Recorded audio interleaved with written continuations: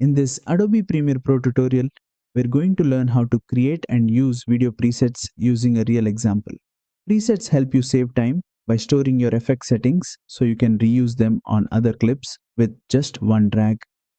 Let's begin. First, select a clip on your timeline.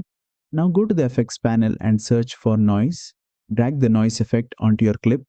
Next, search for Echo Glow and drag it onto the same clip. Now go to the Effect Controls panel.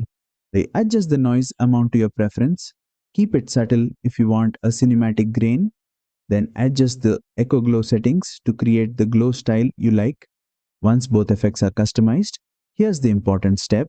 Inside the Effect Controls panel, hold the Control key and select both Noise and Echo Glow so they are highlighted together.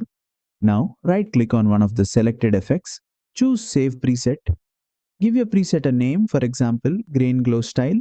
I'll choose the preset type if needed and click OK. Now, go to the effects panel and open the presets folder. You'll see your newly saved preset there.